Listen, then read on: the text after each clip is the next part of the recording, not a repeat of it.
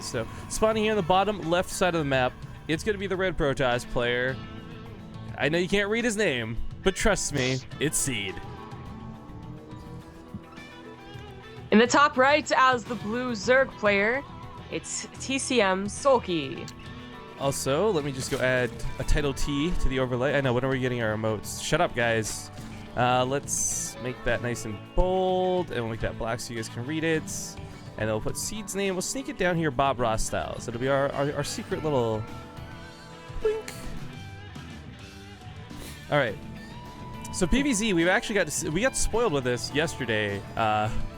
Watching Bly 3-0 mana in a show match. Kind of saw how strong Zerg can be.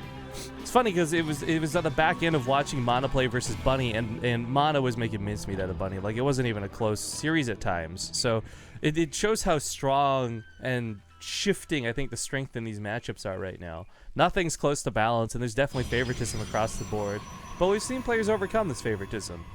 And some really cool games as well. I don't know. It's really, the pressure's on Seed for this, because Zerg have certainly got that favoritism in this matchup. Yes, exactly. It's a lot of pressure on Seed. There are some really good Protosses in like top Korean ladder that are doing sort of well, but are still failing towards the mid-late game of PvZ.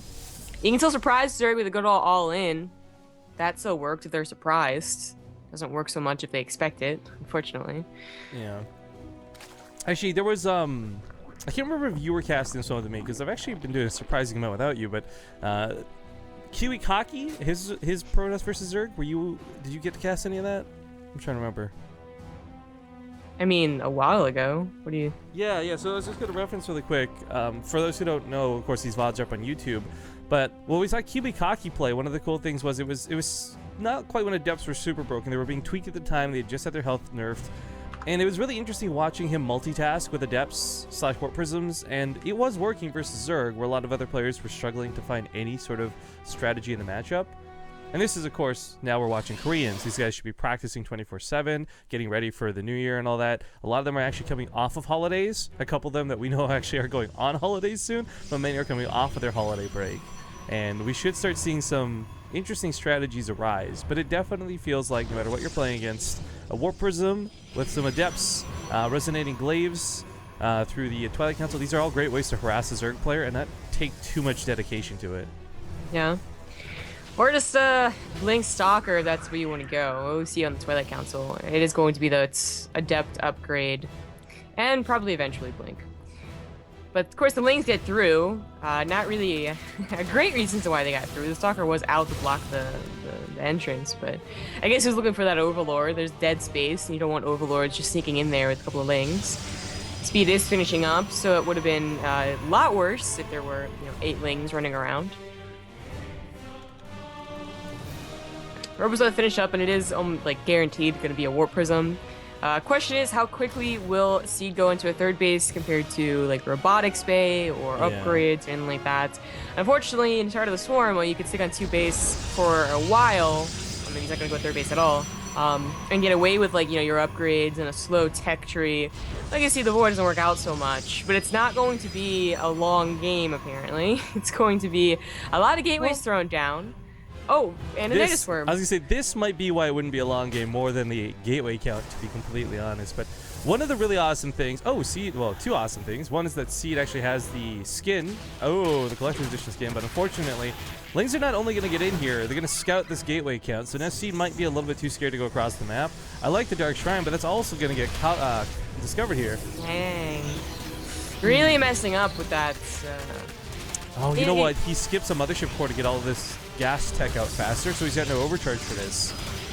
This is just a mistake, frankly. Well, yes, two big mistakes in a row here. Letting Lings in twice, and now the Nidus Worm is going to have nothing to stop it. Like the Warp Prism went across the map. Yeah, and the thing is with Resonating Glaive upgrade, actually Adepts could hold this, I feel.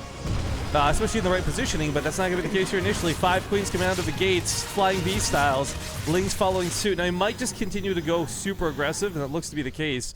Drone's getting pulled because Soulkey knows this is happening. He sees it with the Overlord. Oh, those gateways are going to get depowered, and Seed's going to have money, but he's not going to have production to work with. That Dark Shrine finishes, but an Overseer was made as well. So there's no hope for Seed, I feel. Yeah, Soulkey is trying some really weird stuff, and it's Oh, the Overlord drops getting a over the couple of coolest. wins.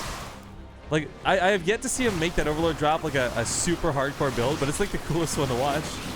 Lings are coming back home, but here's that problem. Resonating Glaives can take on Lings. You've got that faster attack speed. Yeah. But the other problem is that he's also got no defense at home. He's gone for an Archon defensively? That's interesting. Well, we'll deal with the Lings, but the Queens provide a bigger problem. There are so many of them with transfuses. They can tear down these very limited, units. Probably should have put the drones in the base and just done a serious base trade, but doesn't have any money. Seriously put everything into defense. Seed was also camping the larva, funny enough, for Soulkey, so that's why we weren't seeing any more defense come out, but both players lose a ton. Seed, however, is in a surprisingly better spot.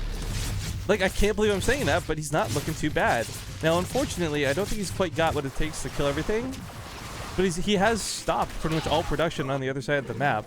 It's all it's going to take is 1 or 2 adepts to police the amount of drones that are even playing. In fact, both spine crawlers go down to the natural base. There's no defense. He's down to 0 drones now with not enough money to make another drone. He didn't put any in the Nidus Transfuse is greater than Archon. This should have been the Legacy of the Void cinematic. Yeah.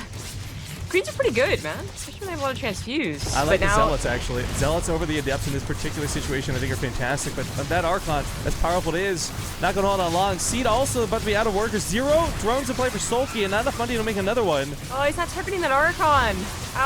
If he was, this would be going very differently, that's for certain. Ling's now going to get involved with this a little bit more. Focuses on it now. That transfuse is so good. Seed's got about one more Warpin left in him. He can make 3 more probes though. Like, that's the big difference. If he could just get a couple, like 1 probe out where the Queens aren't looking. He's on a clock. Now I think he's realized at this point that Soulkey can't make anything else. So bringing these other 4 Adepts home and waiting to engage with the 4 that he has are probably his best choice. But unfortunately, this gives time to the Queens to get more transfuse energy. Using that Warp Prism, that 6 range, kind of like a blink. I guess a ghetto blink mechanic might be his only chance to win this. He can't warp anything in to contaminate on the only gateway active. Yeah, he's gonna bother warping in his Zealot. He can afford it, plus still a probe. So I'm pretty sure Seed has got this. As odd as game has been. I'm hoping he does, but Queens are pretty good. He's got that pickup micro going on the Adepts. Transfuse is going off like nuts. I think, yeah, this is the last one just got popped off. No, sorry, there's one more in this Queen, pardon me. But that pickup micro, it's proven to be pretty good, but is it good enough? Queens, are you seriously going to be the best units in this situation? Don't.